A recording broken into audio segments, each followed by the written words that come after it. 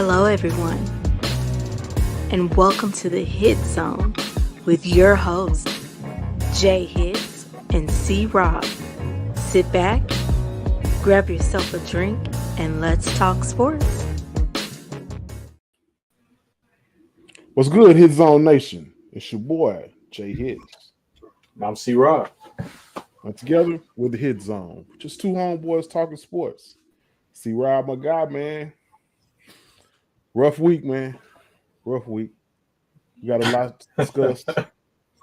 Cowboys. Got some high school sports, football playoff action to talk about. Before we get any of that going, man, got to shout out to them truck drivers going up and down the road, bro. Delivering our goods, keeping America going. This podcast and all our podcasts are dedicated to you all. Because without you, it wouldn't be us. Yes, So sir. with that being said, man, keep trucking and be safe, brothers. Yes, sir. Y'all be safe out there. Weather's changing. As they say, the weather outside is frightful. But we'll keep y'all in our prayers. Y'all keep doing y'all thing. No doubt about it. And also, man, what you drinking on, my guy? Oh man, I got somebody bringing in that official drink of the Hit Zone. They're gonna bring it in to me, bro. We can't go a day without it. You got it like that. Okay. Yeah. I see. See, Rob, man, give him a rundown. For the people who just now tuning in, and if you are just now tuning in, hit the like button, sure. Hit the subscribe button. But if they're just not tuning in, see Rob, give them something. Let them know what they're in for, what this show is about, what we try to do on this show, and give them just somewhat of a breakdown of what they can expect for tonight's show. Yeah. So as always, we go real hard and heavy on the Cowboys to start every show. Then we go into a little bit of Longhorn talk. Not a lot going on in the Longhorns world. There's a little something called National Signing Day. May talk a little bit of NBA. Might go around some college football. Definitely going around the NFL, and then just some general discussion to close it out. Really hope we get some involvement from y'all. As always, like, subscribe, share, tell a friend to tell a friend to tell a friend.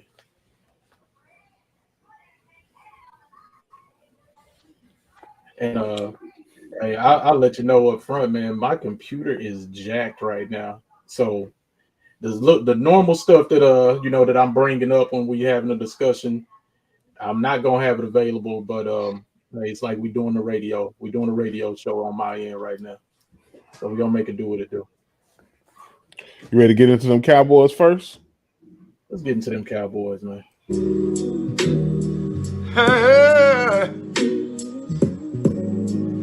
Ain't nobody calling me, texting me, paging me, asking me, are you still involved? Calling me, texting me, paging me, asking me, am I still involved? Y'all usually check on me. Listen.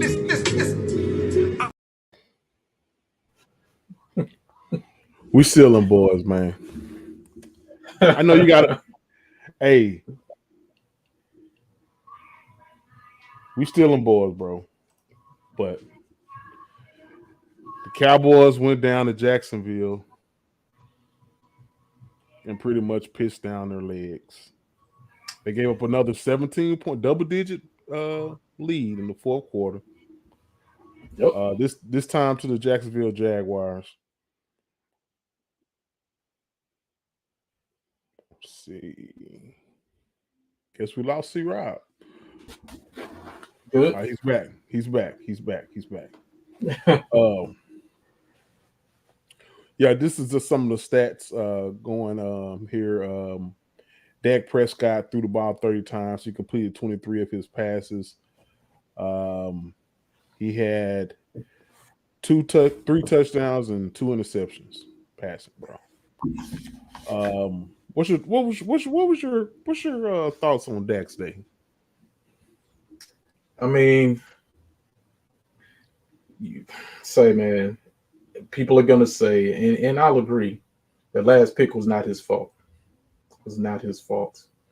But anytime you close the game with a pick six, it's hard for me to say what Jerry said on the radio today on the fan, which or yesterday, that Dak played great. I don't see how you can throw two picks and one of them's a pick six to end it in overtime and somebody say you played great. He played good enough to win. Played good enough to win. And that, you know what, that's the another part of the discussion we'll have tonight, I'm sure. Is, hey, is 34 points enough in the NFL to win a game? And I think most people would probably say, yeah. Well, what it came down for me, yeah, the last play, of course. Okay, we can debate did Dak cause the interception or was it Noah Brown's fault? The picture says it's Noah Brown's fault, but neither here nor there. Right? The problem I have with this game is coaching, bro. You remember when Tony Romo used to play quarterback, and we would like get on him about like he would let the play clock get down to 1. Sometimes it almost be like it's going to be a delay of the game, and he'll snap the ball, right? Just right before the clock strikes 0. And if you think back, he would do that when they had leads, especially in the fourth quarter. He would do that. Mm-hmm. Dak will snap. We'll have a 17-point lead in the fourth quarter. We passed on every down. I think one series when we went 3 and out. Every first down, second down, third down was a pass. And then when you see Dak snapping the ball, he has like 18 or 14, 15 seconds left on the play clock. You don't do that. That's how you lose ball games. So as a coach, it seems to me that you will go over to tell Dak, say, man, I'm not no coach. I'm a truck driver. I don't know these things. But it seems to me that you will walk over to Dak Prescott and say, Dak, I don't want you to snap that ball unless it's inside of 5 seconds. We got a 17-point lead going into the fourth quarter.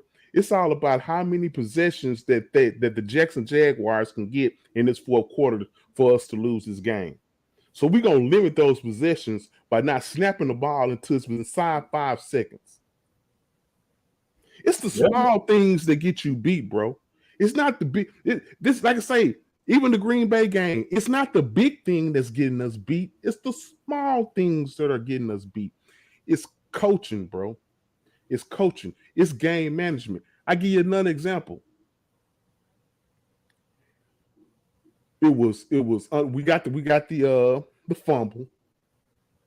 2 minutes left in the game. They had 3 timeouts. Yeah, it's the biggest one. All we had to do was run the ball 3 times in a row, make them use their third timeout, and then we wouldn't even be having this discussion, bro. They would have ran out of time in regulation. They wouldn't have been able to get down the field, call a timeout, and kick the field goal. We wouldn't even be having this discussion. So, game management, bro. It comes down to game management.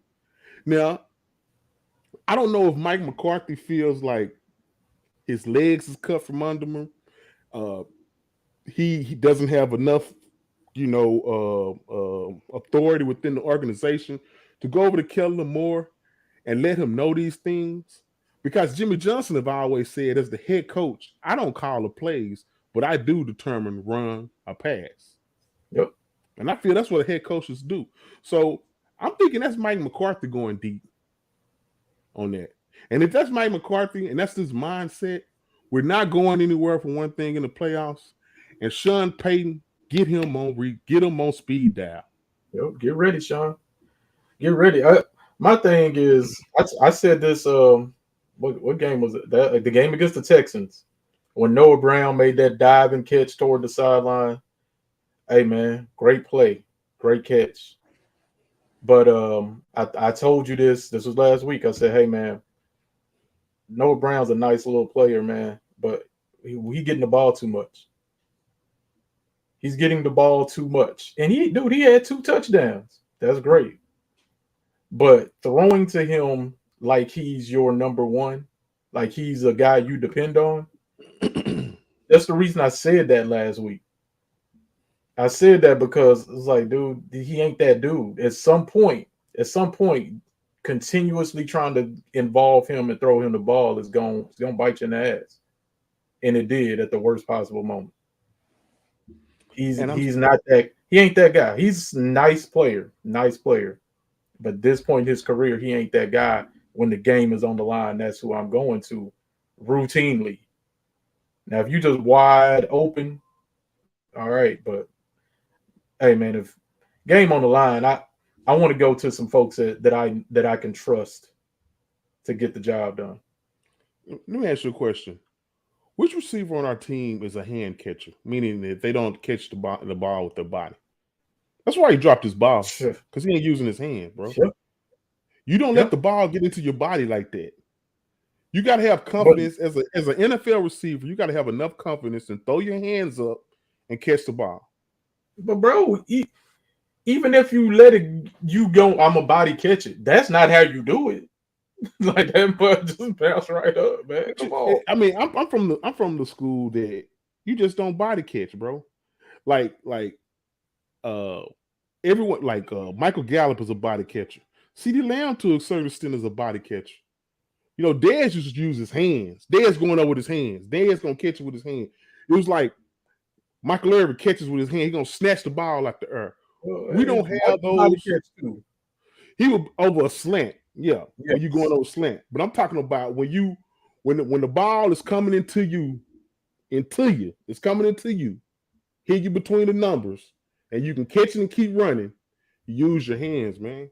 Because even especially on a turnaround where it can really bounce off your pads, you sure got to stop it with your hands. Like I say, man, we don't have the receivers that are just sure catchers. Hey, I want to use our tight ends more. Hey, that's why we brought in T.Y. Hilton. That's why we still flirting with Odell Beckham. And this goes back to the beginning of the year. Let me ask you something.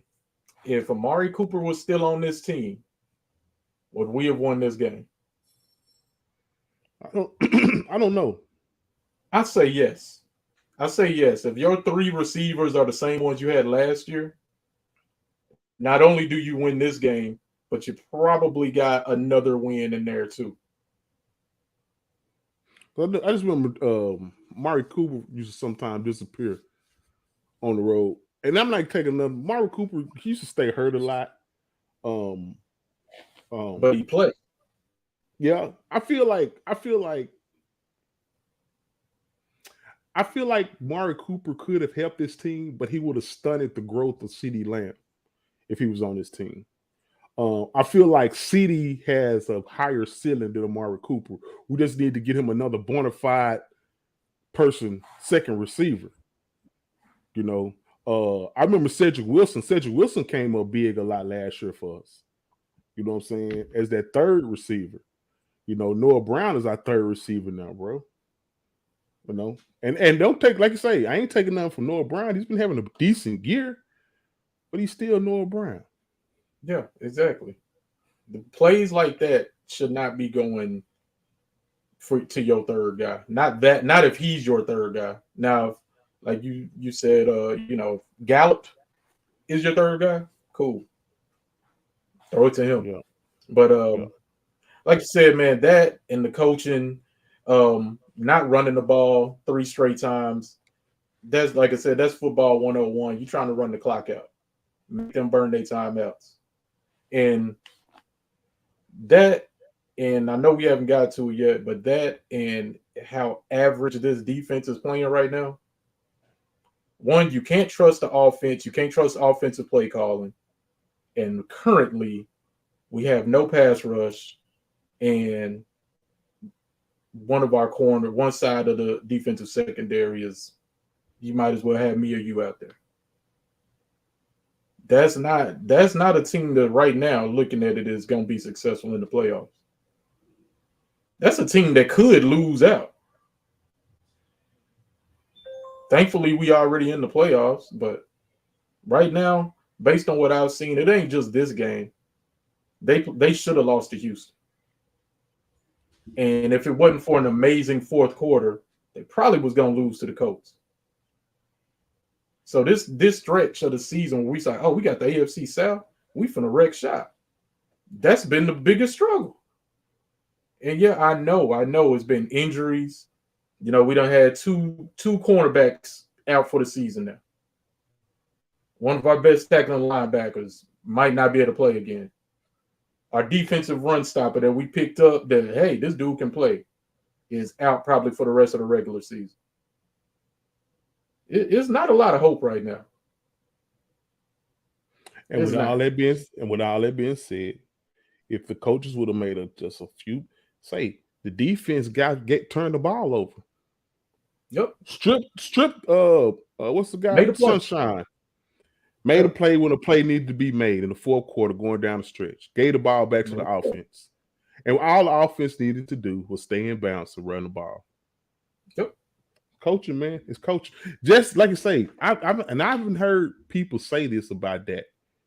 Why, when we have a lead, 14 plus, 2 touchdown, 2 possession lead, he's still snapping the ball with 18, 15, 10 seconds left on the play clock? Notice it. Just notice it. Next time you watch the game, notice how many seconds Dak is snapping the ball with time on the play clock with a lead in the fourth quarter. Like it's the small things that get you beat, man. It's not always the large things. It's the attention to detail that you need to have, especially when you playing teams that's like on your level, like that we're going to play in the playoffs. It's going to be the ones that do the little small things that you sometimes you don't see in the game that's going to win the game for you. That's right. You know, I just feel like this coaching staff, even like say getting back with the defense, man. Dan Quinn, yeah, we've been praising Dan Quinn, and hey man, I like Dan Quinn. I think Dan Quinn is a great defensive coordinator, but the way he used Micah Parsons, I don't want Micah Parsons ever on the bench. He's like just a he's just a run. He's just a pass rush specialist. That's it. Yep.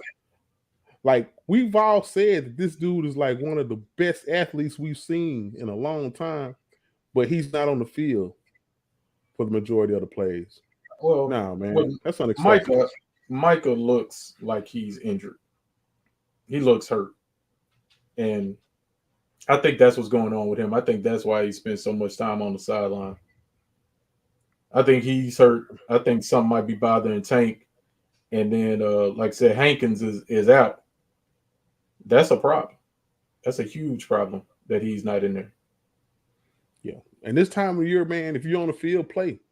Everybody got some injuries that they're dealing with. It's like, if you out there, be productive. No doubt.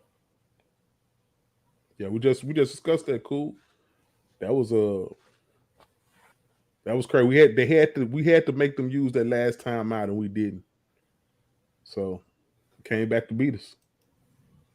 Like I said, man, we was chatting during the game, bro. Like I said, that first half, we was saying this what happens when you run the ball. This what happens when you play smart football.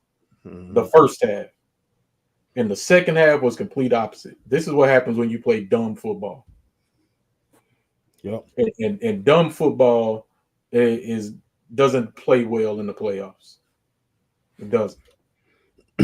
No doubt. Just finishing up the stats, man. You had Tony Pollard had 19 carries, 75 yards. Ezekiel Elliott, 16 carries for 58 yards. Dak Prescott, he had 5 carries for 20 yards. CeeDee Lamb, 1 carry for 1 yard. Total rushing was 154 yards. That's 3.8 yards per carry. Receiving, the top receiver, CeeDee Lamb, with 7 catches, 126 yards. Noah Brown, 6 catches, 49 yards. Tony Pollard, 4 catches, 31 yards. Peyton Hendershot, 1 catch for 20 yards. Dalton Schultz, 2 for 15. Ezekiel Elliott 2 for 13, and Michael Gallup 1 for 2. Michael Gallup only had 2 targets,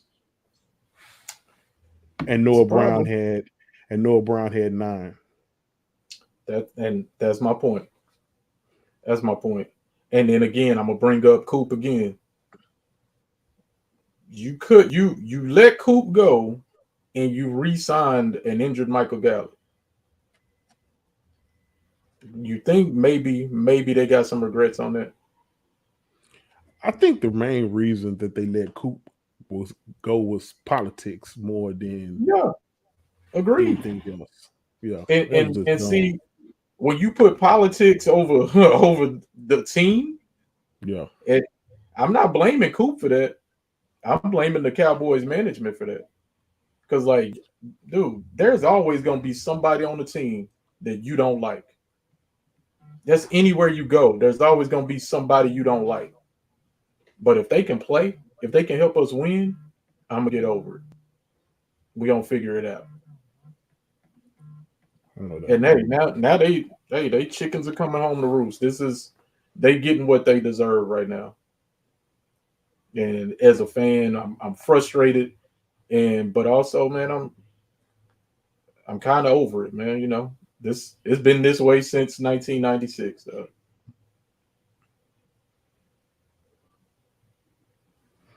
No doubt.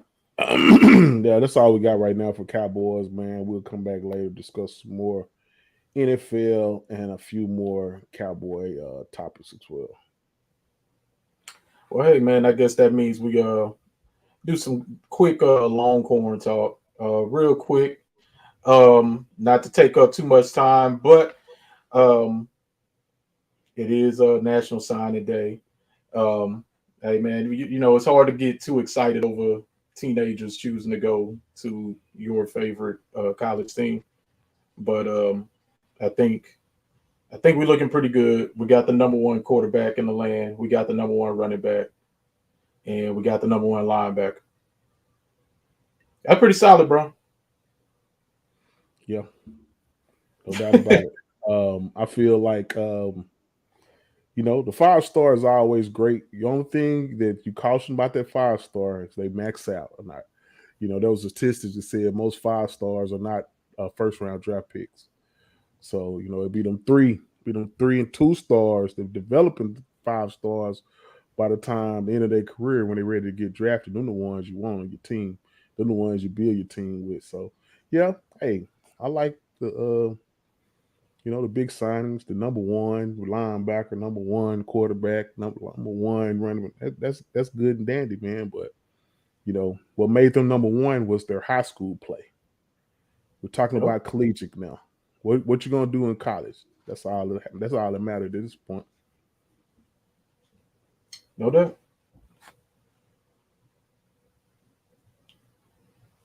You want to handle that? Yeah, it was the vaccination. When he didn't take that the shot, he I think at the time they put in a rule that you would have to, instead of missing 2 weeks, it was 1 week, it was 3 weeks, right? You had to miss additional 2 weeks, and that rubbed Jerry the wrong way. And so that was part of the reason he's not here. Shout out to Dolph 17 with the Keeping the Brother Dad podcast, man. That's a question he had. He just said, what was the exact reason that led them to part ways with Amari Cooper? And that's all it was, man. That's it. And it was also kind of what you said earlier. He was always hurt.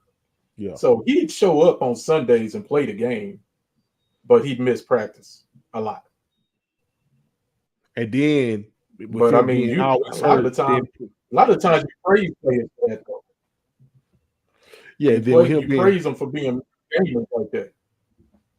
Go ahead. But I think what it was with him being with his history of being hurt, and then with the vaccination thing on top of that, that just took Jerry over the top. Yep. And now look up. Answering your question, I think it's always defense, man. For the Longhorns, So anytime you can add to that defensive line, add to the pass rush and the linebackers, and our linebacking class is looking pretty top notch right now. I mean, anytime you, like I said, you add the number one linebacker in the country, your linebacking class is going to look pretty stout. Offensively, I mean, the biggest loss is going to be Bijan overcoming Bijan and Roshan's departure. But I mean, we got the number one running back in the class this year, but we've been getting top flight running backs these last 2 or 3 years. So we got guys in the room that should be able to play. We'll see in the bowl game. We'll see what that looks like. Is Jay Witt coming back? I think Jay Witt's coming back. He didn't. I don't know what's up with Coach Sark and the game plan, but for the most part, it was, hey, we're only gonna throw it to number 8, and then we're gonna use Jay Witt to block. So yeah, he need to come back. He need to put some film out there.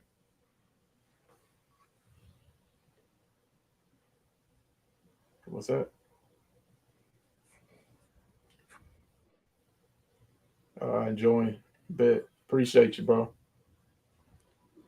And so it's 2023 that the Longhorns step in the SEC. Nah, not looking like 23. It's looking like 24.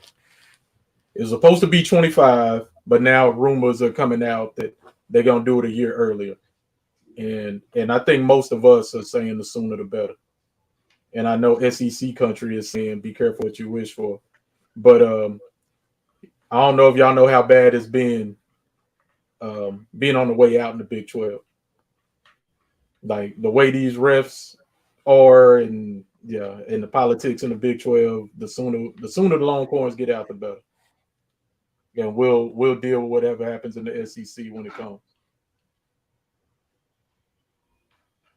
But like I've said before, both me and Hits, we've refereed in different. We've been football officials on different levels, and there's been some stuff that happens in these games where you never want to say somebody's cheating or whatever, refs cheating this or that, because that doesn't make you sound soft. But golly, there's been some stuff you've seen and you like, this don't even make sense. Make no sense at all.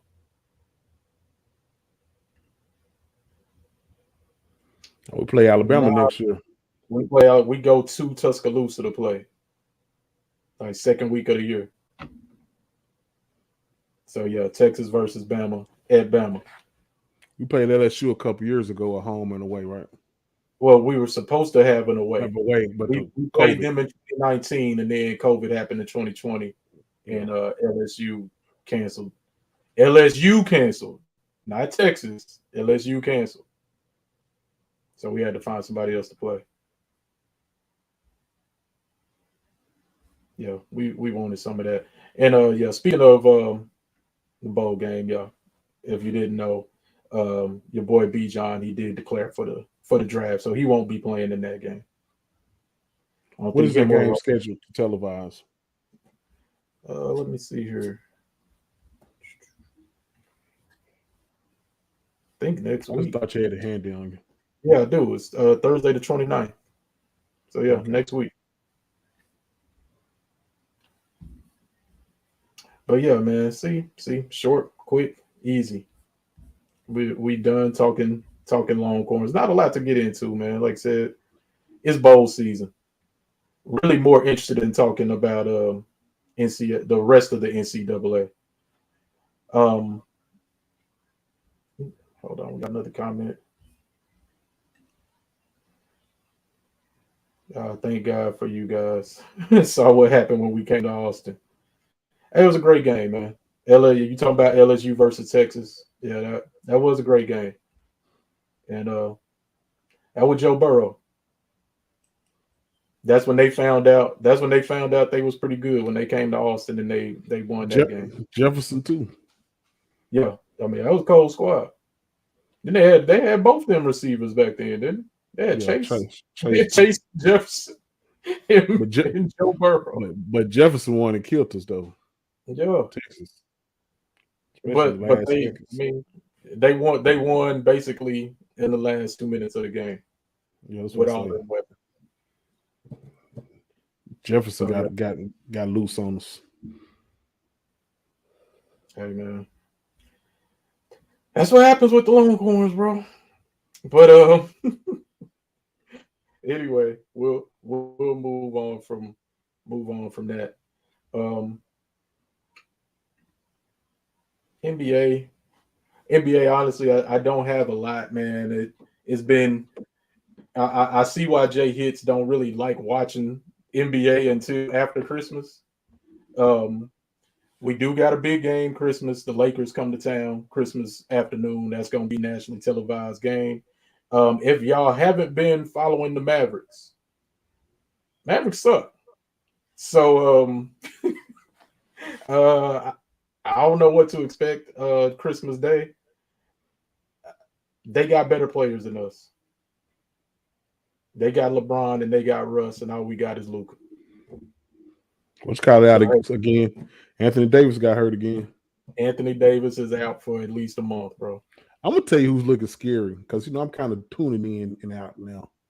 Okay. Is Brooklyn Nets. Man, you see the way they jumped on Golden State? Well, I mean, everybody's jumping on Golden State or Phoenix right now, but it was you're like right. It was 40-something to 10 in the first quarter. Oh yeah, Brooklyn's hot. Yeah, I think since they fired Steve Nash, they won like 14 out of 16 games, something like that. Yeah, like Brooklyn they starting to get it together. The final score of that game was 143 to 113. So they 30 pieced them. Like Brooklyn, it's like they finna be a problem, bro. They finna be a big problem for Boston and Milwaukee. And hey, the Cavs are nice too. Hey, we're gonna go back into Cowboy talk a little later in the show, man. We're gonna answer all your questions you got about Cowboys. So y'all stay tuned in. We're just going over little Mavs convo. Oh, we got some Mavs comments.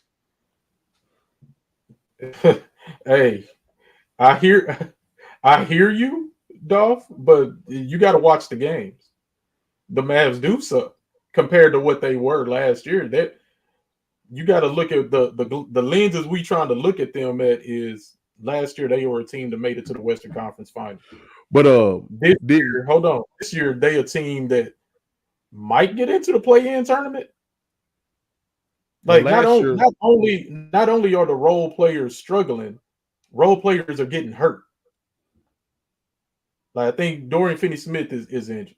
Maxi Kleber tore his hamstring. You got Powell getting way too many minutes. And Christian Wood not getting enough.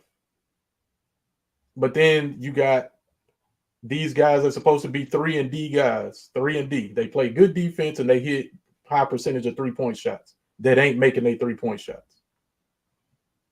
It's a problem. One of the Mavericks like in a similar position last year. They didn't really turn on to after the All-Star break, right? Yeah, but they weren't below 500. They was twiddling. And then also let me say this though. Also, boy, first Mavericks are 16-16 right now. Yeah, but also I want to say this though. The rest of the West, to me, the West is tougher this year than it was last year. You got, hey, Dolph, you got the New Orleans Pelicans. They legit. Memphis, legit. The Clippers, whenever both of their All-Stars are playing, they legit. Denver is at full strength now. Utah is supposed to be tanking, but they're better than us.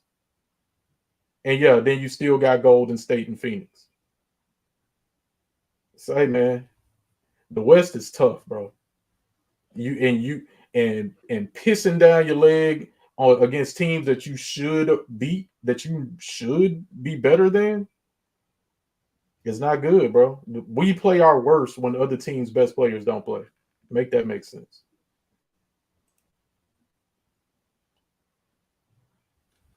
Cool says word on the streets is the Mavs are hunting for Bill. If you're a Mavericks follower, you know you've been hearing that rumor for like three years in a row. 3 years in a row. Doc said that I have their building chemistry. No, Rob, they will make the playoffs. Kemba and Luka as well as Woods will get it together. Okay.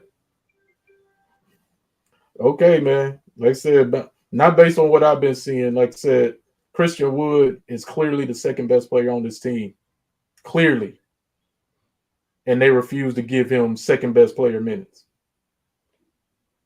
Now, I don't want to get on Kidd too hard because he did take him to the Western Conference Finals last year. But it seems to me that he got a problem with Christian Wood and he really doesn't like him. And I don't think he wants him on this team next year. And if he keeps doing what he's doing, he won't be on the team next year. He's a free agent.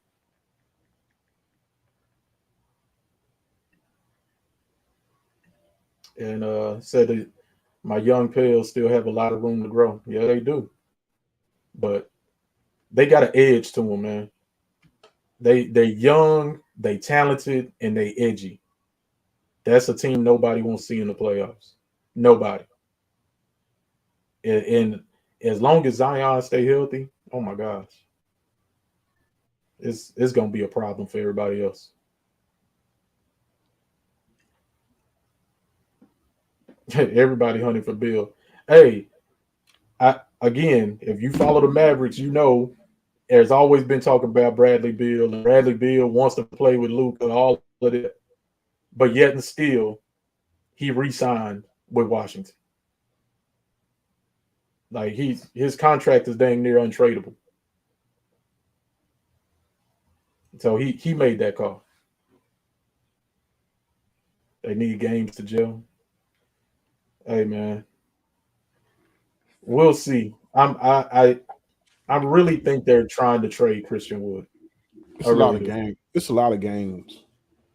But the point is, you don't want to lose winnable games early in the season. These games count. This 16-16 record, these games count. And if what y'all are saying is they're talented enough and they need games to gel, okay. How many games is it going to take? Shoot, the Lakers might get back in it, man. Down the road, down the line. The Lakers should because they have more talented players than we do. Yeah, so, and when you got Luka, man, you got a chance. Luka gonna give you a chance in every game that he plays in, but at some point he gonna wear down too. Like I say, the Mavericks wasn't playing like this, like a Western Conference Final team during the regular season until like after especially when it first started out, because Kidd was doing probably some of the same stuff.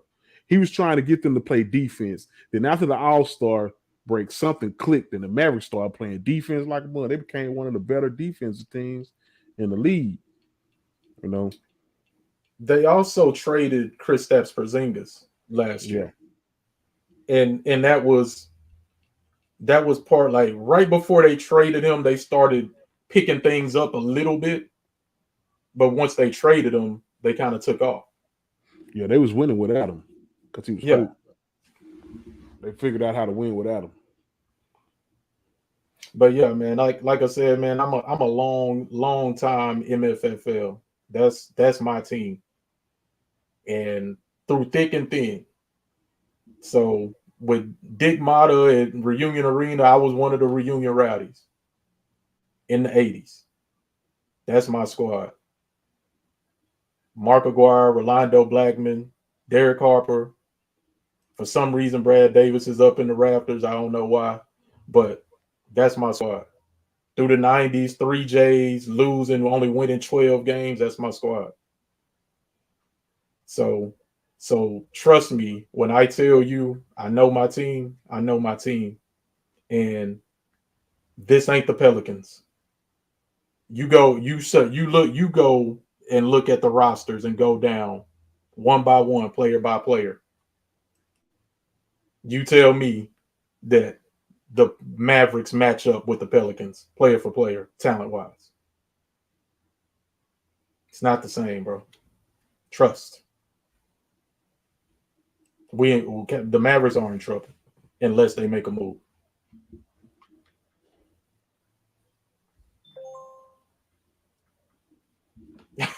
That's it, dog. That's it. That's all. That's all I got on that. Like I said, man, excited for Christmas Day. There's gonna be a lot of games. I mean, Christmas Day gonna this weekend, man. We got football on Saturday, and then we got the NBA on Sunday. It should be a lot of fun, man. And RIP Roy Tarper. Am I late to something? Roy Tarper died?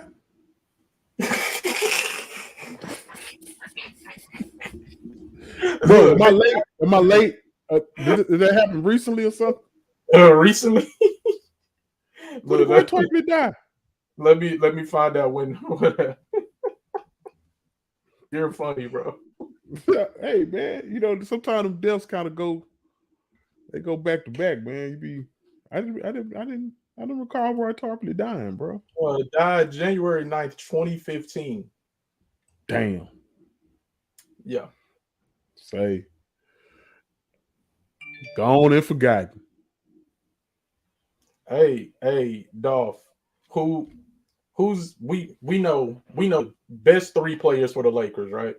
Best three player for the Lakers. Even though AD is hurt, he's one of their top three, right?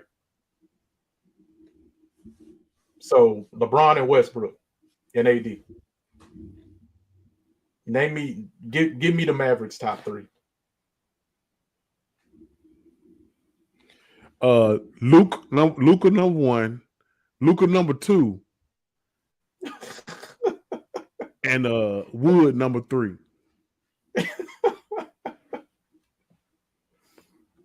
Luka count as two, man. They're a better team than us. And it's okay to say it. It's okay. It's okay.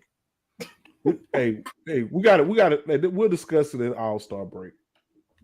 We'll discuss that at the All-Star.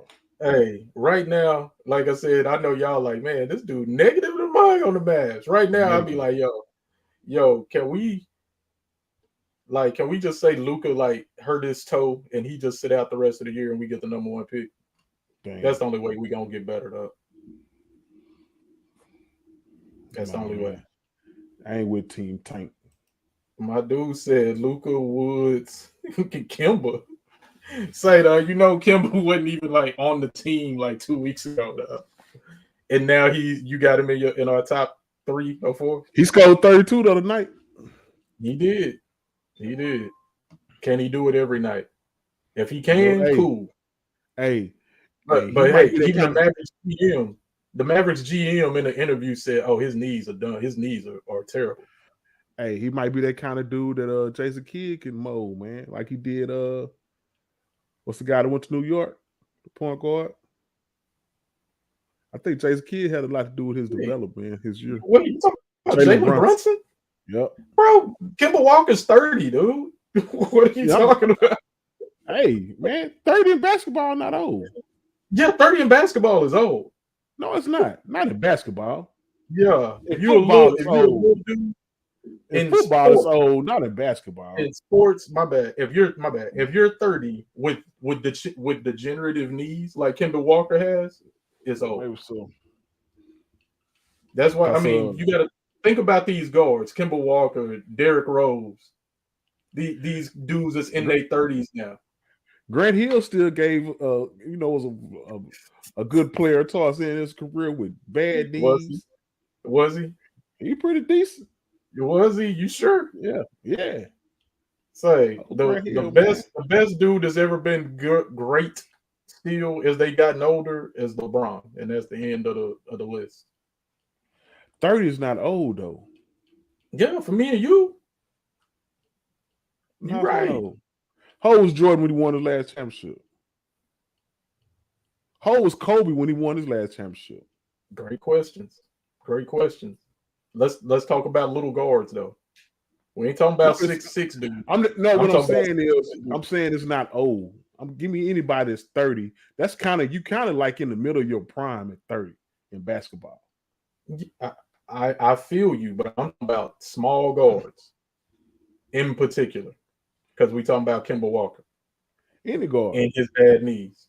I'm saying any player, guards too. If you're in the mid-30s, man, you just in the middle of your prime. Okay. In basketball, Well, now, hey, in NFL, you going out. I hope that Kemba is still in the middle of his prime then, and he can help lift the Mavericks out of mediocrity and team up with Luka and take them to a championship. Okay, negative Nancy. Let's go something else. Man, nobody wants real honest sports talk anymore. Negative Nathan. Wants to be told they're right. Hey, man, your team's gonna be great. Hey, the Mavericks gonna be cool because they got Tim Hardaway Jr. Bet. Man, this ain't your team. Mavericks ain't your team, bro. Okay. Don't come with that variety stuff. Give it the history, man. They ain't your team. No, bro. Don't get mad when somebody be honest, bro. Let me tell you, hey, everybody that's listening, if you want that friendly and somebody tell you your team is the best team ever and you're gonna win it all this year, listen to somebody else. Don't listen to me because I'm gonna be honest about what I think about these teams. Hey, I feel like 16 is 500 before Christmas. You don't suck. Okay. You don't suck. That tells me you're not watching the games, bro. You don't suck. 500 for Christmas. Nah, you don't suck. Okay. Watch you can make the game. Run. Now, at the All-Star, I tell you, if they suck. Watch the games is all I ask. Don't just watch Christmas. Because, hey, they might mess around and beat the hell out of the Lakers. Because I don't know. You never know what Laker team will show up. Yeah, nobody watch basketball around here. It's football dwindling down to the playoffs, man. So yeah, after Christmas, man, we'll check it out. Okay. But they 16 to 16. We can live with that. Okay. Hey, what you just said is you don't watch. So what you need to do then is trust the opinion of someone that does. Nah, it's too early to form that opinion yet. No, many games. Opinions can change. That's the point. Yes. No. Okay, let me ask you. You got to. Okay, look. Hold on. Let me say this. Hold on. Let me say this. You also got to project. You got to project. No, you said the Cowboys are going to win the Super Bowl at the end of the season. Yeah. Right now, are the Cowboys going to win the Super Bowl? Right now. Yes, I'm still on it. Because until you just talking because until they get eliminated, they can win the Super Bowl. Because guess what? They can win. Are they your favorite? Are they your favorite to win it all? Yep. Because they're in the playoffs. Okay, you just like I said, you just chance for everybody else in the playoffs. You just we got just as good a chance in the playoffs in the playoffs.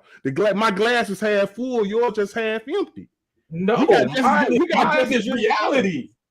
Mine is reality. Reality is the last 3 games. The last 3 games the Cowboys played against reality 10-4. They've struggled. Reality they 10-4. Reality they just lost to Jacksonville. Reality they 10-4. And you're still saying reality they got clinch the playoffs with 4 games left. Bro, yeah, bro. I can't. That's no. Yeah. Reality, I said they was gonna be 12-5. They 10-4 and they backdoored their way into the playoffs. Hey, and you're saying that ain't backdooring. That ain't backdooring. They needed somebody else to win for them to go into the playoffs. We got 3 games left. No, we don't. They didn't do it themselves. So was you one of them people that was? You was one of them people that was happy, like, "Woo, we made the playoffs." Yes, because when you get in the playoffs, you can win the championship. Yeah, I was one of them people like, "We in there, cool."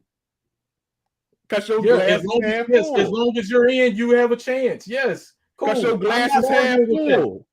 I'm not arguing with this point. Cool. As long as you in, you make it to the tournament. You got to make it to the dance. You got to make it to the dance. Cool. I asked Hits, are they your favorite to win it all? Hey, was Pittsburgh your favorite to win it all when they went in as a wild card a couple years ago? Barely. I mean, a few. Exactly. No. But you have. But I can honestly answer it. You can't be honest and answer it.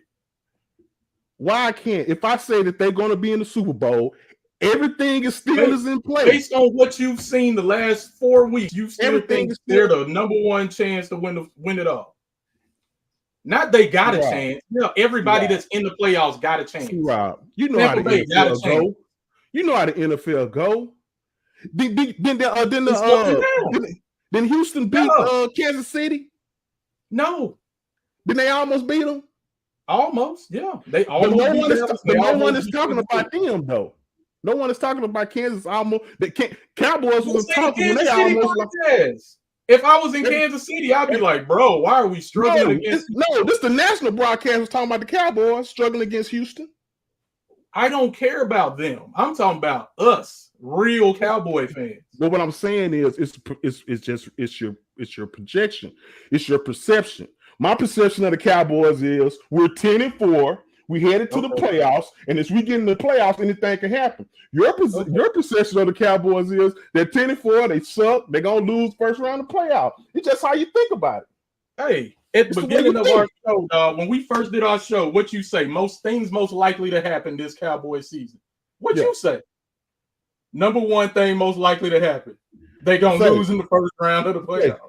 But what did I say once the season started? Oh, they're gonna win the Super Bowl. There you go. Buffalo 52-17. That's what you said. Is Buffalo in the Super Bowl? Is Buffalo in the playoffs? But my point is, Buffalo in the playoffs? My point is, it's fluid. Opinions change based on what happens.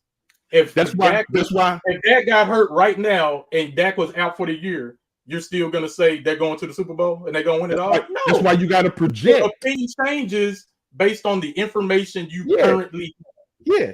That's all I'm saying. But you project also.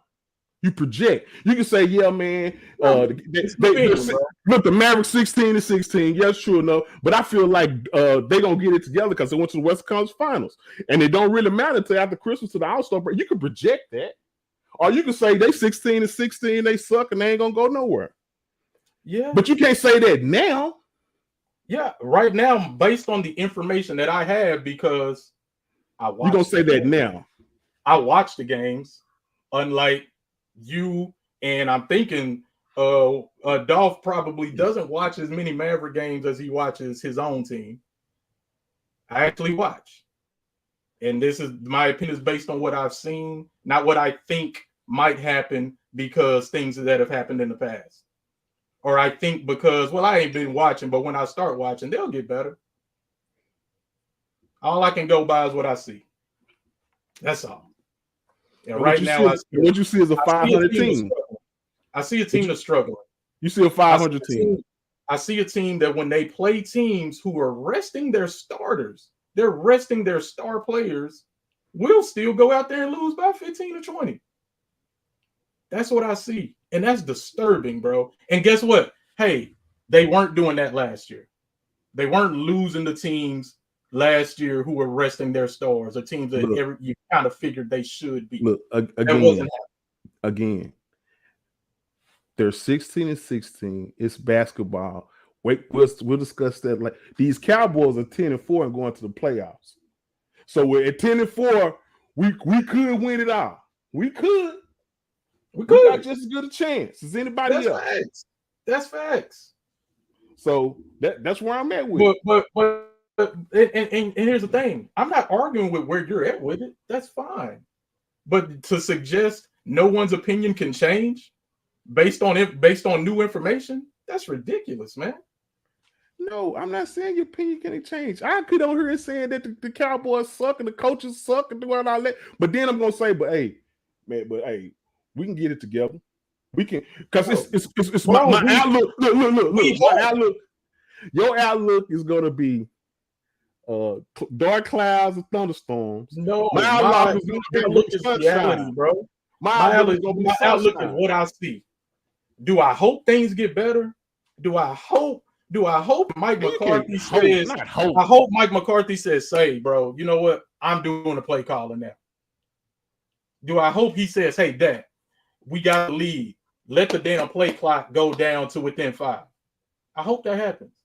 Do I hope we can Hankins get back and we can stop the run? I hope we can. I hope somebody can play corner opposite of Trayvon Diggs. Somebody. I don't even care who. Somebody step up and play. That's what I hope. But what am I seeing, Jay Hits? I'm seeing Hankins being out is a problem. I'm seeing whoever is opposite of Diggs is getting burnt. Those are problems, dog. Those are problems they ain't fixed yet. And they're struggling against sorry teams. Look. So, yes, now my outlook says, man, I hope we can get this together. But right now, it ain't looking good. Either the offense got to carry the defense or the defense got to get healthy. What I seen, we was up 27-10 on this team. We could have, if we went for a field goal, if we could have went up another touchdown, it would have been done. Yeah. So that's the NFL. It's little moments. Any team could be beat. I don't give a damn who you are. Any team could beat you. The Jaguars could beat San Francisco. You said it's the best team in the league. The Jaguars could beat San Francisco. Any team can get beat because they're professional athletes. They're the best of the best, cream of the crop. No doubt. And so when I look at, hey man, the Cowboys, every game that they have lost, outside of the ones that Dak didn't play when they played Philadelphia, even that game, we got within 3. All I'm saying is there's things that could be improved. We can go to work. That's why you go to practice.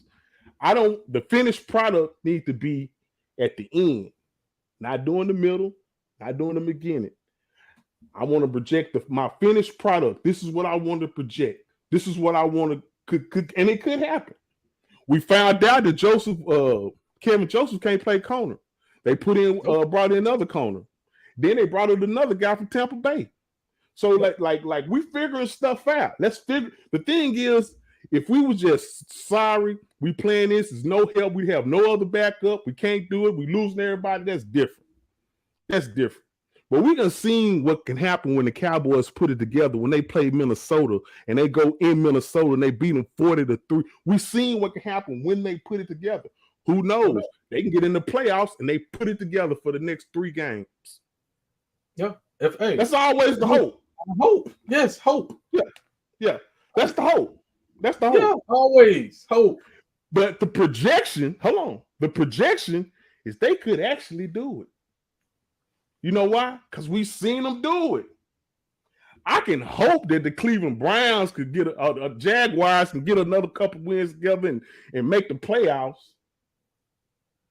But the team is going to tell you that they're not the team to do that, man. They don't have the talent to do that. The Cowboys got the talent. Cowboys got the talent to win a Super Bowl.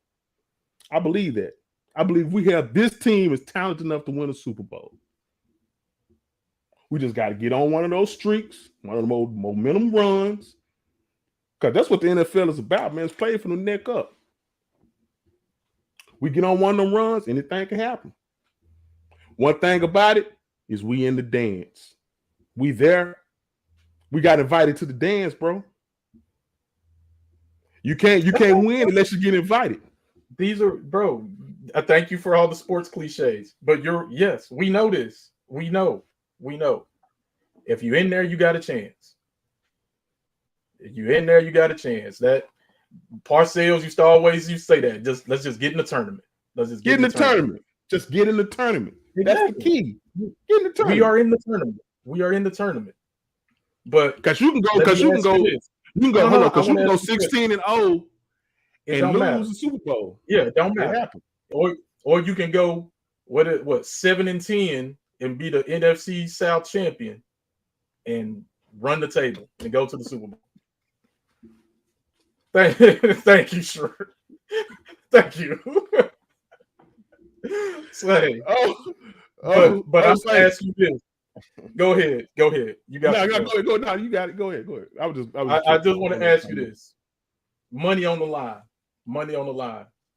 You got a G to bet on who gonna win the Super Bowl right now. Based on what you know about every team right now, you got a chance. You got a choice. You can put a G on the Cowboys, a G on the Eagles, a G on the 49ers, the Bills, or the Chiefs. Who you gonna put your money on? The Cowboys. You're gonna lose $1,000. Okay, so who you gonna put yours on? Who you gonna put your $1,000 on? That you gonna win your 1,000. Which team you gonna put on when you gonna win your 1,000? I think I would have a better chance based on no. It's all about probabilities. When you're making a bet, it's about probability. You don't bet with your heart. You don't bet with this. No. You gonna lose money betting with this. You gotta use this. And this tells me I got a better chance of getting a return on my investment if I go with Buffalo.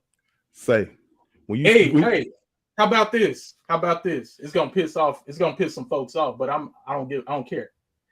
I put my money on Philly before I put it on Dallas right now, today. Right now. When you betting for chance, that means it's luck. That's what it's about. Chance chance is not scientific. It's luck. So I could put my $1,000. I could be just as lucky as you. Stop. It's luck. It ain't So I'm gonna put mine on my team. I'm putting mine on my team. Okay, you riding with your heart. I'm putting on my team. And that's We're in the fine. playoffs. We're in the playoffs just like the other teams. And we got just as good a chance as the other teams. Everybody has a chance. Everybody don't have just as good of a chance.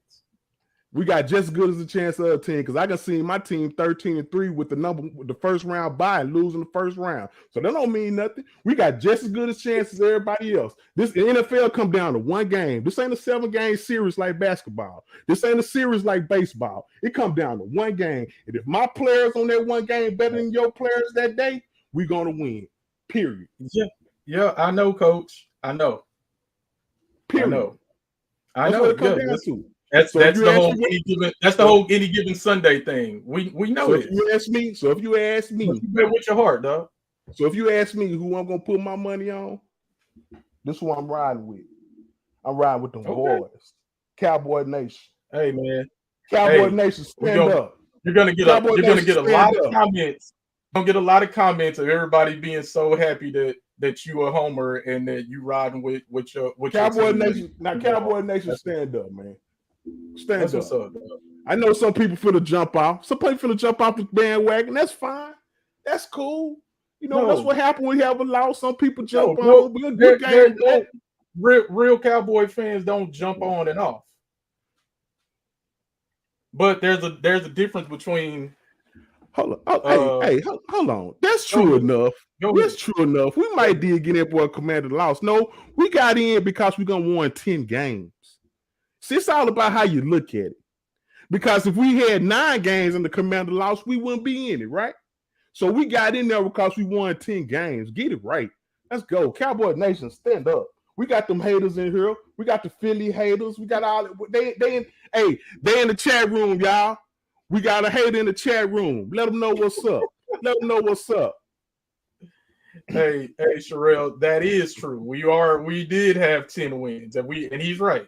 If we only had 9 wins Sunday night and the Commanders lost, we wouldn't be in the playoffs. So he got it. He got you on that.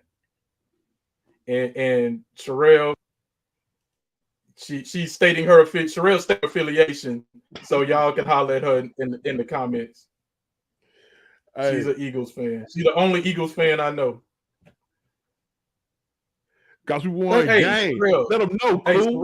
Let them know, cool. Sherelle, thank you for joining the show. We appreciate you watching. We appreciate you interacting. But your team in the city they play in is complete trash. Anyway, cool. Boys got in the playoffs because we won games. That's facts. What you mean tell him? You tell her.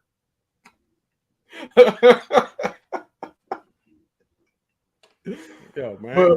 Nobody let us in the playoff. Come on, man. We backdoored into it, but but we put ourselves in position to be able to backdoor into it.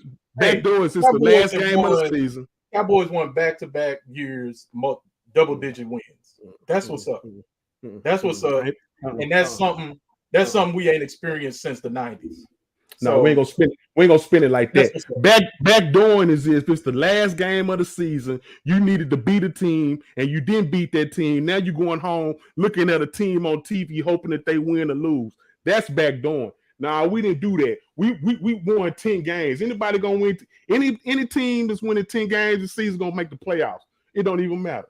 Hey, Sherelle, I'm not gonna put your next comment up there because we don't refer to our team as that. So Nah, put him up. Hey, Yeah. come on, Nah, come on, nah, we Cliff. don't refer to our team as that. Hey, Nah, now come on, Cliff. What's you say? nah, bro. Nah, that ain't why we talk about our team, dog.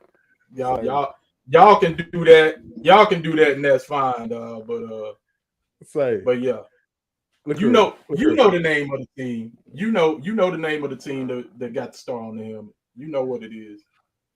You can come with the slander if you want to. Hey, wise girl of slander. Huh. Chill, bro.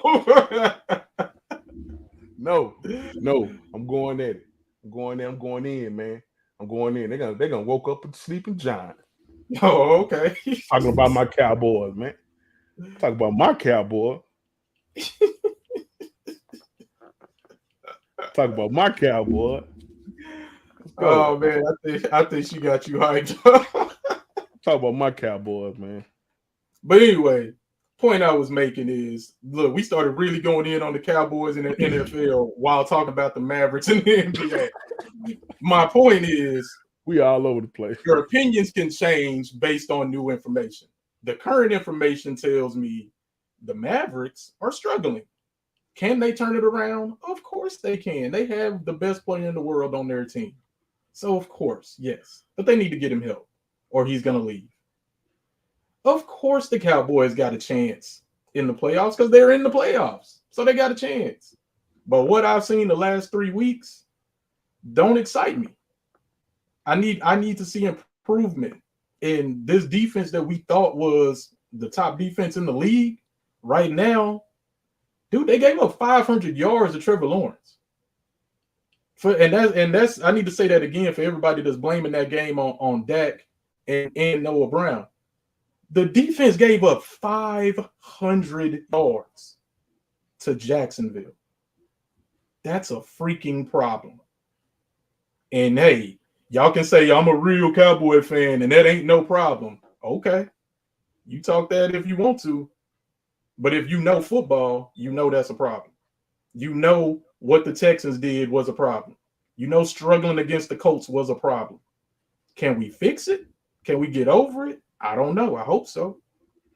My biggest issue is who's playing opposite of Diggs. That's the biggest issue we got.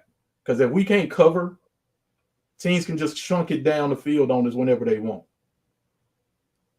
I'd much rather struggle against the run than struggle against the pass. That's just football 101. Running the ball takes it's longer for them to get downfield. They're more prone to making a mistake, getting a holding penalty, something, anything. But a pass play. Hey, if you watch it right now, hit the like button. Sure, the like button. Hit the dislike button. Just hit a button. Put a comment in the comment section. Let us know if you want to come on the show, man. We got a link. You can click to come on, discuss, the Cowboys or whatever you want to talk about. Yeah, man. But hey, this is my thing.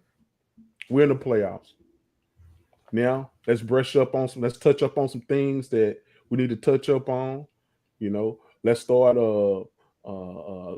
paying closer attention to some film.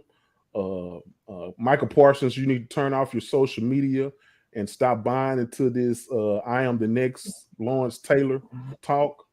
I think as Cowboys, that's easy for Cowboy players to do. They get hyped into the talk and everybody get to talking about how great they are and how good they are and they on every sports channel headlines and sometimes I think it plays into a sense of accomplishment, and you ain't accomplished nothing, Michael Parsons. You're not even the front runner of the defensive MVP. Nope. So what we need for you to do is just play ball, bro. Cut all that other stuff out, man. Just play ball, man. Facts. And like I say, the things that scared me about the Cowboys is that second corner, but I feel like everything else we can kind of correct or we can kind of cover up. We can kind of do other things to cover that up. I feel like if our defense is a problem right now, we have an offense that can take the air out the ball, man. If that's what we want to do, if that's how we want to play, we have an offense that can just take the air out the ball, man. We can sustain a drive. And we see it all the time. We're going a 10-minute drive, 7-minute drives, dog. Like it ain't nothing. We can do that. Yep. We just got to figure out how we want to play, and that's the way we got to play it. If I have any pause to this season and to how far we can go, and I'm gonna say it, and I still gonna put all my marbles in this. It's Kellen Moore. Kellen Moore does not know how to call plays, man. He doesn't know how to call plays when you got a lead. He doesn't know how to call plays when you're behind, and he doesn't know how to call plays when you're in overtime. I think there's certain things that you do on each level of the game, and the way you call plays it's all dictated on what point of the game you're in, what kind of game you in. Is the defense playing well? Then you call the plays according to your defense playing well. Is your defense struggling? You call plays according to your defense struggling. Do you have a injured secondary? You call plays predicated to you having an injured secondary. That's the problem I feel that Kellen Moore going to run into. Is he doesn't understand the temperature of the game. Like we can see it from the TV. We know, man, this is a physical game. Yep. This is they trying to trick us a lot. They doing a lot of in and rounds. They running the ball. They trying to get fit, and so we gotta match whatever the other team brings to us. If they want a physical game, we gotta match their physicality. It's just that's the way it is. And I feel like that's the MO that teams are taking on to beat the Cowboys. Get physical with them. Punch them in the mouth. I feel like that's their MO. That certainly seems to be what the AFC South has done to us, and should be concerning going into like not just Philly this week, but Tennessee afterward. Shout out to Teddy Hathaway. Shout out to Teddy, man. Appreciate you joining the show, man. Yeah, thanks, man. Appreciate y'all. Appreciate it. Me personally, man, I think we're kind of locked in to our spot in the playoffs. I think we're locked in pretty much to pin whoever wins the NFC South. So at this point, man, if Micah's truly hurt, I'm like, hey, you know what? Take the next 2 weeks, man. Take the rest of the regular season, man. Get healed up so we can have you for the run. That's where I'm at with the Cowboys now. Whoever's like seriously hurt, hey man, rest up. Let's get ready for Tampa or Atlanta or New Orleans or whoever. Pretty much anybody can still win that division. Carolina. My brother. No doubt about it, man. And want to go to a few so I just got a little quick things with the NFL. Nothing. I didn't even go on scores or anything. Just a little. Okay, let's do it. A little on the NFL, man. Hey, man, shout out to Geno Smith, man. Geno Smith having a great year, bro. If you combine his 2013 through 2020 season, he had a total of 29 touchdowns. Just this year, he has 30. Young man's balling. That's doing it. Yeah, congrats to him, man. I'm happy for him. Me too. This is a list of the top 10 quarterback performances. Pat Mahomes, Jalen Hurts, Joe Burrow, Josh Allen, Justin Herbert, Tua, Dak, Geno, Tom, and Justin Fields. Oh, Justin. Them boys are balling. Okay. And the Pro Bowlers out. These are the Pro Bowlers for the Dallas Cowboys. We got 7. You got Tony Pollard, DeMarcus Lawrence, CeeDee Lamb, Zach Martin, Micah Parsons, first time Pro Bowler, Devontae Turpin, Trayvon Diggs, and also Tony Pollard was a first timer. Thoughts on that Yeah, Pro Bowl man. list? Hey, congrats to Tony Pollard, man. Really happy for him. Um, all those guys are Pro Bowlers. You've seen it. You've seen the games. You watch the games. They're some of the best in the league at what they do. Except Devontae Turpin. Hey, I pretty much only watch the Cowboys play. I watch some of the other games here and there, but I'm locked in on the Cowboys. And I guess if Turpin's a Pro Bowler, that means everybody else's kick returner and punt returner is like not as good as him, I guess. But he ain't really done much this season. His average on returns are like 1 or 2 in the league. So, Yeah. Because he gets a lot of returns, he just haven't broke one. But he gets some Yeah. yards, man. Like he gets his yards. He's gotten some big ones where he's gotten like 30 or 40 yards, and hey, that's what's up. But golly, man, I can't help but think of that muffed punt that he did the week, man. Like that really left you. That put a damper on the season. Yeah. But he can still turn it around and he can still make plays in the playoffs. I'm hoping he does. I hope, he makes a significant play at some point. That helps us. I say, man, we cannot end this show without recognizing Franco Harris, man. He died. I think it was yesterday. I think he passed away. Yeah, man. Franco Harris, man, great running back for the Pittsburgh Steelers, man. The iconic catch that bounced off the guy's hand. He come up and scoop it. Every time I see a Franco Harris highlight, they got to always show that. Just an ambassador for the NFL, man. You always seen him at the Hall of Fame weekend or whatever. Whatever they have the players on the stage, whatever. So yeah, just a good guy, man. I think he kind of an underrated running back too. Franco Harris was a beast, bro. No doubt, man. Hey, yeah, I guess. I think that picture. Am I not? Is it me or is that picture Mike Epps instead of Franco? Bro, I'm looking at that too. Like, why they got Mike Epps picture up on there, though? Yo, that was I just noticed it. I'm like, dang, is that Mike Epps? Yeah, that was a little different. That's crazy. That's crazy, bro.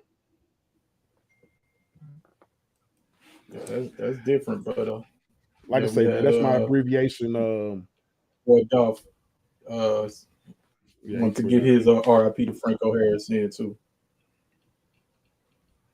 Yeah, that was abbreviated around NFL and NFL talk, man. Shoot it back to you, brother. Hey, man. So I just want to ask, man. This is for you. This is anybody that's watching it. If anybody watched any of the football games this past weekend, college football, and in particularly, I'm talking about the Celebration Bowl with Deion's Jackson State Tigers and was it North Carolina Central? Mm-hmm. I do. Yeah. I watched most of that game, man. It was very interesting. Very interesting. I wanted to see, if, he could finish what he started, like he was saying. It was a really fun game to watch. Really fun game. Jackson State basically took it to overtime on the last play of the game, last play of regulation. It was tough. I mean, hey, Deion's son throws it to Henry, the number 1 recruit last year. Great. But North Carolina won it in overtime. But I'm bringing it up because, and I just want to know if anybody else watched, because, man, there was some shenanigans going on in that game. There was some stuff where dudes was getting hit after the play, like North Carolina Central dudes was getting hit and knocked down after the plays and no flags was called. And then The play that I'm talking about before it went into overtime, Jackson got the ball down to like the 20-yard line, spiked it, and then everybody just walked to the sidelines like they called timeout. It was like 45 seconds went by, and then nothing happened. Nobody actually called timeout, and they just went back out on the field. I was like, yo, this is weird, bro. This shouldn't be happening. But hey, maybe I'm the only person that noticed. But I think the better team won that day. And we'll just move on from there. Got some game predictions for this weekend? Christmas Eve, man. The Cowboys playing the Philadelphia Eagles. We're gonna have some. Is Jalen playing? They ruled that is he in out? It's you know how they do it, man. They're not gonna. Hey, Sherelle, is Jalen playing? But they're not gonna say it because they want the Cowboys to have to prepare for both. That would suck if he's out. I want him to play, like playing this game, bro. Rumor has it that injury could be a little bit worse than what they're letting on.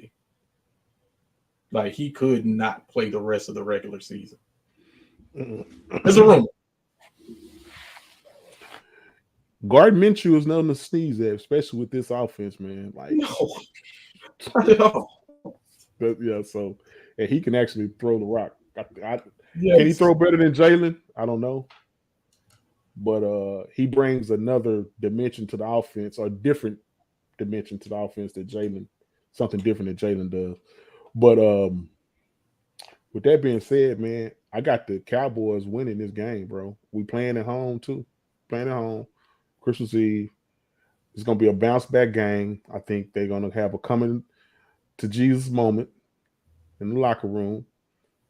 And they I don't think we haven't lost back-to-back games this season. So yeah, I can see us winning this game. I think it might be a somewhat of a close game though. I got us winning 35-33. Oh my gosh. Bro, if we let Gardner Minshew put up 33 points, don't come on here next week telling me everything's okay. Defensively. He could. Then don't tell me everything's okay defensively, bro. But and then the following week we could shut down the Commanders. It happens. Yeah, sure. I think this game, I see it going one of two ways, man. I hate when I have this feeling where I can see the Cowboys blowing the Eagles out. I can see it clear, but everything got to be perfect, and Gardner Minshew got to be terrible, and I just don't see that happening. I don't feel like that's likely because I know what our shortcomings are. Our shortcoming is our secondary, and their receivers are for real. And right now, like I said, last time I saw our defense, they gave up 500 yards to a team that don't have near as much weapons as the Eagles do. So, 24-21, Eagles. Should have known. Hey, it's what they putting on film, dog. It's what they putting on film. Don't get mad at me. Get mad at them. Put better film out there, Cowboy defense. We're gonna kick Philly ass. Hey, Kellen Moore, call a smart game plan, bro. Every time we give Kellen Moore credit, he go back and do the same old stuff he was doing before. It's like he can't deal with success. Oh, we won. We were winning, running the ball. Okay, well, I need to throw it. I'm going to tell you what Kellen Moore's problem is, and I've said this in previous shows. Kellen Moore wants a head coaching job, and he feels the only way he can get that head coaching job is by having Dak slang it all over the field, which is not our strength. Our strength is running the ball. But Kellen Moore wants a head coaching job. That's all there is to it, man. And he feel like the guys that getting these head coaching jobs are the ones who offensive coordinators are the offensive coordinators that are slinging it all over the field. That's it, man. Well, he's It's not so going to obvious to me. without doing that. Because we've saw this, we've had this conversation before. People also want smart coaches, and I think they prefer a smart coach over one that's just slinging it around.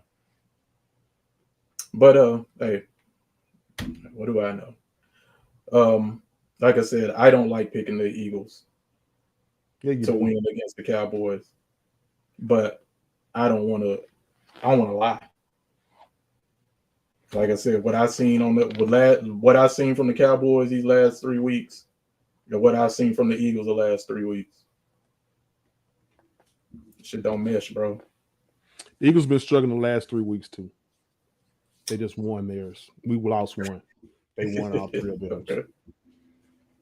Yep. Hey, you got any players of the week? We don't have players of the week for teams that lose. Well, hey man, how about instead of talking about teams that lost, how about we show some love, man? Let's move on. And let's show some love to the south side of Dallas County, southwest side of Dallas County. I post this all the time. I say the best players live here. Southside the realest. Southside the realest. Southside stand up. That's what you stand up for right there, because South Oak Cliff, Coach Ty 2 times. DeSoto, Coach Mathis. And Duncanville, finally, Coach Samples got his. Say, man, there's been a thought that, hey, I'm gonna talk race a little bit. There's been a thought that black coaches couldn't coach at this level and lead teams to a championship. And so I think it's very special that Coach Ty, Coach Mathis, and Coach Samples all got it done in the same year. Shout out to Coach Ty doing it 2 times in a row, back to backs, freaking legendary. He a DISD legend at this point. But they came through, man, and all 3 of them teams won state this year. And I think Duncanville actually beat Sock and DeSoto this year. So yeah, Duncanville's probably the best team in the state. Stands to reason. Shout out to them cats. Special shout out to Coach Reginald Samples. This dude has taken 3 Dallas schools all the way to the championship, multiple occasions, and wasn't able to win. He's been coaching for 32 years, man. This dude has had some of the best players to go on and do brilliant things on the football field. He's had coaches that's left his coaching staff that went on to other coaching staffs, done brilliant things. Matter of fact, Coach Ty, the coach that coached the South Oak Cliff Bears, was his player at Lincoln. So shout out to him, man, for finally getting over that hump, man. We had talked about this before, like Coach Samples is just cursed. But he finally got over that hump, man. Shout out to him. Also, shout out to those Carthage Bulldogs. We got a few Carthage listeners, I know, that listen to the Head Zone, so we ain't forgetting about y'all, man. I think it was this y'all 9th state championship. 9th state championship, man. That's big time football right there, man. Shout out to y'all. Shout out to Franklin. We got a couple of listeners, parents that listen to us who kids go to Franklin High School. I think they won the 4A or 3A championship. I think it was the 4A championship. 3A. Shout out to them, man. Also, yeah, man, it was a great weekend for high school football, especially in the Dallas area, man. Hey, to have 3 schools in this area, Dallas County, to win state championships, bro, it don't get no bigger than that, bro. Yes, sir. And hey, man, keep it going. I saw Coach Sam. A lot of folks like, okay, he gonna retire now. And like my dude's like, nah, I want to do this again. So man, keep it going, Coach. Man, you got the whole city behind you, man. Yeah, you got to defend it. You got to defend it. You can't go out like that. Yeah, hey man, everybody's pulling for y'all. Keep that thing going. Thing about Duncanville, they reload. They reload, and hey, it's just something about being on this side of the city. Everybody got talent. Don't sleep on Cedar Hill or Lancaster either. Like everybody got talent. Everybody can go far in the playoffs. And bro, Duncanville and Minnesota are in the same district. That's crazy. Last time the same district won both levels of championship. That's crazy. Yo, That lets you know what type of talent is over here. Yeah, no doubt. It's been that way for a long time too. Yeah, man. I'm glad that they done made it to the mountaintop. All three. Be dope if they could all have a parade together. Like that'd be amazing. But that probably won't happen. Maybe next year. Run it back, guys, and do it next year. Got anything hits before I give my closing statements? Nah, go ahead. Hey man. Hey, give me some leeway here. For anybody that's still listening, we appreciate y'all. We really do. And we're gonna say it again, like, share, subscribe. If you shared this episode, man, thank you so much. We really appreciate y'all. I want to say something though. Last week, stuff got a little real. It wasn't just sports. We kept it a buck, and I want to continue to make sure we keep it a buck around here. Last week we talked about Twitch as we closed the show, and we shared that conversation on our social media. If you didn't get a chance to see it, check it out. But I shared it to our social media, and we got a few replies, we got a few comments, and one that really stood out was from my boy Roy Smith. And if y'all don't mind, I just want to read what he said. And he said, yo, this is heavy, bro. And I always like to go to the root of the problem. These next comments are generalizations and don't apply to everyone. But our generation of men, let's say age 35 to 55, were raised to not cry, not show emotions, always be strong, always carry the weight on our shoulders, never whine or complain, and always be masculine and macho. That's created a demographic of men, especially brown and black men, who do not have any emotional outlets or tactics for dealing with depression in a healthy way. Those homeboys who are willing to talk to you about everything are few and far between for many. Even worse, a lot of women from that generation view a sensitive or emotional man as weak. So we shed tears in darkness and suppress feelings until things become unbearable and we see only one grave solution.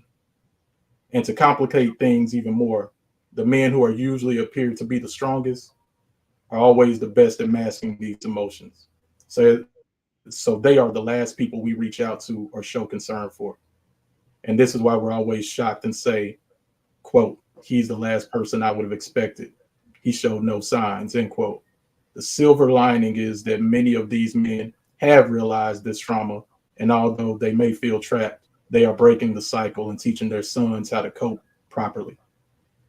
I salute you, brothers, for discussing this and shedding light on this. It's tough and uncomfortable conversation, but if we don't take off our armor and discuss it, things won't get any better.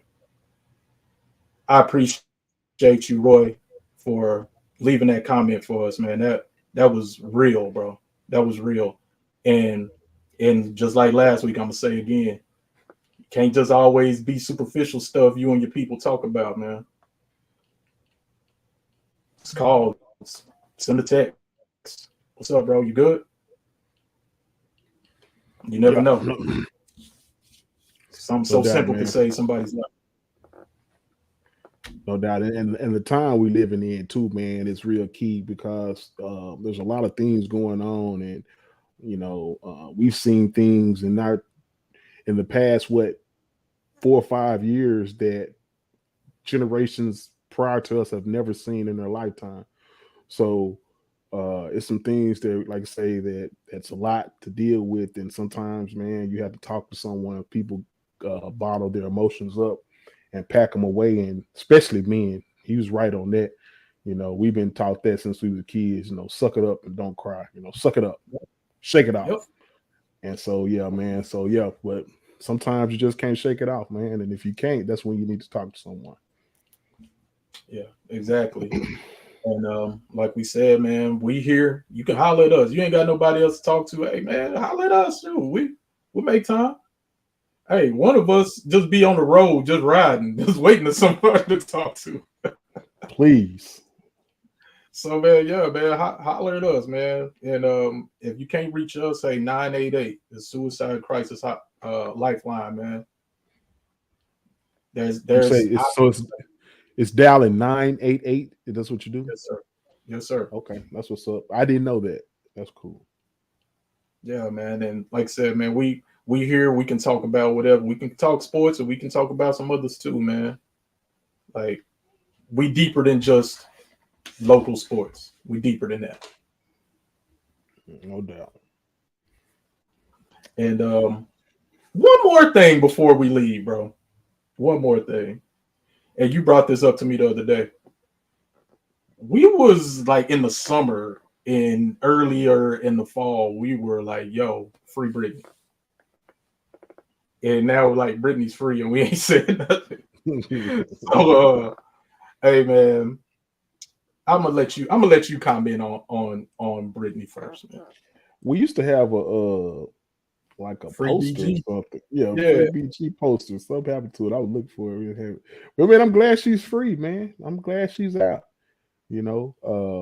She got caught up into some politics, man, and yeah, she broke the law, and yeah, she shouldn't have had what she had, but the crime didn't fit the punishment. So I'm glad she's home, back with her family. I think.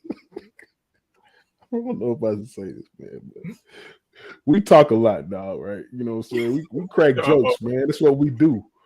We crack jokes, bro. That's how we get down, man. There ain't no secret about it. We gonna talk about you if we see something funny. And I never heard Brittany Griner interview. I think the first time I ever actually heard her talk, bro. I didn't know her voice was that deep, man. Like I understand, she's a big girl and everything, but I wasn't expecting. What a wonderful world. Oh God. You stupid, bro. No, man, I am. I'm silly, bro. But, hey, man. All right, Brittany. Say she alive, dog. She alive. Hey, free Brittany. Yeah. You clowning, dog. But yeah, man, we're glad she's free, man. And there's a lot of folks, man, that let me tell you real quick, man. I like politics. I like history. I like government. Like, those was my classes growing up. Mm-hmm. Favorite classes in grade school and in college was government, history, all of that. And I remember being in middle school and high school and saying that. And I remember being in college and saying that. And 9 times out of 10, anybody else that I was talking to be like, I freaking hate those subjects. Those are my least favorite subjects. So it amazes me how many people now are like experts in world government, experts in like prisoner exchanges and all of this now. Now they got a problem with her being released. Like, bro, y'all, I don't think any of us fully understand what goes into all of that and why she was released and why somebody else wasn't. But can we just celebrate that an American was brought home? Can we celebrate that instead of talking about what about this and what about that? That's all. That's all I'm asking. And then I do question if Britney was 5'5" and white and not gay. I wonder if the energy might have been a little different. I know the energy will be a lot different. But anyway, man, Britney, Glad you're home. Glad you're able to celebrate holidays with your family. No doubt about it, man. It's AC Rob, man. We at the end of the show, man. We came on a little late. Damn, it's 11 o'clock p.m. Central Time. Like we had a few people chimed in that don't normally chime in, and we appreciate that. Hit the like, share, subscribe buttons. And like I always say, if you feel like hitting the dislike button, hit that one too. We good with that. The best thing you can do though, if you want to show us a favor, or if you want us to, to really appreciate something that you can do for us, that is to share it on your profile. If you can share it on your social media, that'll be dope. That's all I got, bro. What about you? Hey man, this is a fun show, man. I'm glad we were able to get on. We were late. It's my fault. I apologize, but like you said, it seemed like we got a few more folks that don't normally chime in. So we definitely appreciate y'all. No doubt about it, man. And hey, with that being said, I am your boy, Jay Hits. I'm C-Rob. Like we always say, always be stronger than your strongest critic. We out. Peace.